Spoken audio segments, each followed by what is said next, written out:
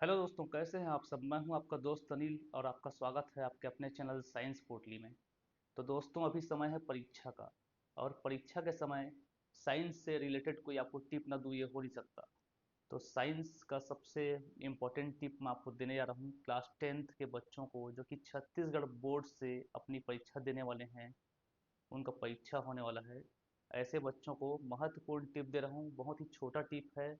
इस टिप को समझिए, फॉलो कीजिए, आपको ज़रूर सफलता मिलेगा। जो बच्चे उम्मीद कर रहे हैं अच्छे नंबर का, उनको ज़रूर अच्छा नंबर मिलेगा। बस थोड़ा टिप पे फॉलो कर लीजिए। ये मेरा अनुभव कहता है, ये मेरा एक्सपीरियंस है 15-20 साल पढ़ाने का। तो आपको मैं शेयर करना चाहता हूँ इस टिप को। इस टिप को फॉलो करेंगे तो आपको ज़रूर फ़ायदा होगा।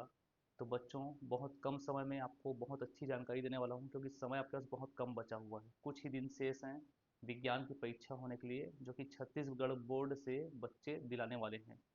तो आइए शुरू करते हैं। मेरा ये एग्ज़ाम का स्पेशल टिप साइंस सब्जेक्ट के लिए, वो भी कक्षा 10वीं के विद्यार्थियों के लिए। तो क्या करना है बच्चों, आपको ध्यान से सुनिए। आपने अभी तक सुना होगा, आपके टीचर और घर वाले पेरेंट्स आपको हमेशा बोलते हैं कि बेटा क्वेश्चन पूरा करके आना, क्वेश्चन एक भी नहीं छोड़ना। यह उनका अनुभव है, जो वे आपको बताते हैं, शेयर करते हैं। वही अनुभव मैं भी आपसे शेयर करने वाला हूँ। तो बच्चों, बिल्कुल सही बात है। आपके टीचर, आपके घर वाले बिल्कुल सही नसीहत देते हैं, बिल्कुल सही सलाह देते हैं कि आपको एग्ज़ाम के दौरान जितने प्रश्न आते हैं आपको साइंस में, एक भी नहीं छोड़ना है। आप कहोगे सर, इसमें नई बात क्या है। हाँ, नई बात है। एक भी नहीं छोड़ने का मतलब एक भी नहीं छोड़ना, सारे प्रश्नों का हल करना। भले ही आप कुछ भी लिख के आ जाओ। कुछ भी का मतलब ऐसा नहीं कि आप गलत आंसर लिख दो। उससे रिलेटेड टॉपिक से, उस प्रश्न के रिलेटेड टॉपिक से आपको कुछ भी याद आ रहा हो, कुछ भी याद आ रहा हो, आपको लिख कर आना है, खाली छोड़ने के बजाय। कारण क्या है इसके पीछे जान लीजिए। अगर आपको लगता है कि इस प्रश्न से मुझको कुछ भी समझ नहीं आ रहा है, तो प्रश्न को 2 बार 3 बार 4 बार पढ़िए। इतना समय तो सबको मिलता है। 10 से 15 मिनट पहले प्रश्न को समझिए। प्रश्न में आप थोड़ा खो जाइए, अपने आप को प्रश्न में डुबा दीजिए। आप आपको जो क्वेश्चन सबसे अच्छा बनता है उसको सबसे पहले लिखिए। उसके बाद ही अगले क्वेश्चन पे आप जाइए। तो जो क्वेश्चन नहीं बन रहा है, समझ लीजिए आपके पास 18 क्वेश्चन है विज्ञान में 10वीं के, और आपको 4-5 क्वेश्चन नहीं बन रहे हैं। उस क्वेश्चन में आप लास्ट में आइए, जो बन रहा है उसे जल्दी से बना लीजिए। 2 घंटा, सवा 2 घंटा मान लो आपका प्रश्न बन गया, तो आपके पास 40-45 मिनट बचता है लास्ट का।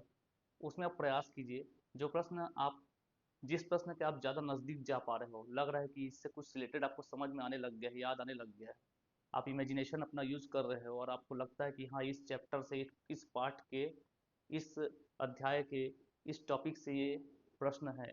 तो आप उस टॉपिक से संबंधित कुछ भी चीज़ें हैं उसको आप लिख सकते हो। लिखने में फ़ायदा क्या होगा आपका, जो टीचर या जो मूल्यांकन करता आपके पेपर को चेक कर रहे होंगे, भाई वो भी तो इंसान ही हैं।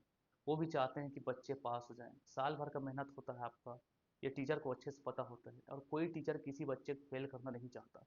तो आप मान के चलिए, आपको टीचर पास करना चाहते हैं, पर आप उन्हें पास करने का मौका तो दीजिए। आप थोड़ा सा लिख के तो आइए। थोड़ा सा लिखेंगे तो उनके पास ये रहेगा कि बच्चा लिखा है। चलो, आप नंबर, एक आध नंबर से फेल हो रहे हो, 2 नंबर से फेल हो रहे हो, वहाँ टीचर आपको नंबर दे सकता है। यहाँ पे एक चीज़ और कहना चाहूँगा। आप एक शिक्षक की जगह, एक टीचर की जगह, जो आपकी बोर्ड की कॉपी चेक करते हैं, अगर आप कभी भी समझ नहीं आ रहा है तो उनके जगह आप अपने आप को रख के देखिए। क्या आप शिक्षक होते, टीचर होते, या मूल्यांकन करता होते, कॉपी चेक करने वाले होते, तो क्या आप बच्चे की मेहनत को नहीं समझते। हर टीचर बच्चे की मेहनत को समझता है। अब बच्चा कितना लिखा है, कैसा लिखा है, वो first impression is last impression. पहले पेज से ही टीचर समझ जाता है कि बच्चा मेहनती है, बच्चा पढ़ रहा है, बच्चा लिख रहा है, बच्चा मेहनत किया है।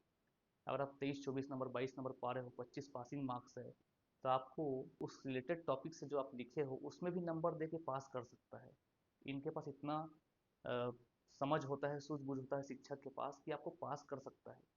एक और चीज़ आप इमेजिन कीजिए, आप मान के चलिए, अगर आप 4-5 प्रश्न के आंसर उस रिलेटेड टॉपिक से लिख दिए हो, जो आपको बिल्कुल नहीं बनता था। 5 नंबर का प्रश्न है, 6 नंबर का प्रश्न है, 4 नंबर का, उससे रिलेटेड आपने कुछ कुछ लिखा हुआ है, आधा पेज भर दिया है, या 4-5 लाइन लिखा है, तो आप मान के चलिए, आपको उसमें आधा एक नंबर, आधा एक नंबर मिल जाएगा। वही बहुत बड़ा आपके लिए होगा उस समय। अगर आप उस पेपर में 20-21 नंबर का या 18 नंबर का बनाते हो, जो आपको याद था, और 4-5 प्रश्न का आप लिख देते हो जो उस रिलेटेड टॉपिक से है, तो भी आपको उसमें 3-4 नंबर, 5 नंबर तो मिल ही जाएगा।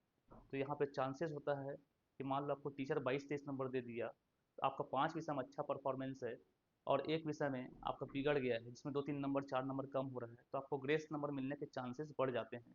अगर आप लिख के नहीं आओगे तो आपको कोई नंबर नहीं देने वाला। आप खुद सोचिए, आप कोरा कागज पे क्या नंबर दोगे?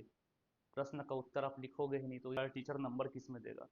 हर टीचर चाहता है हर बच्चा पास हो जाए, और आप चाहो तब तो, और आप चाहो तब आप पास हो सकते हो। खुद के चाहने से आप कुछ भी कर सकते हो।